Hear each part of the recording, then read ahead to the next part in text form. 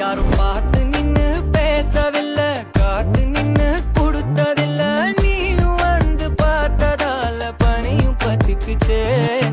கண் மறைச்சு போற புள்ள முன்னழைச்சது யாரும் இல்ல.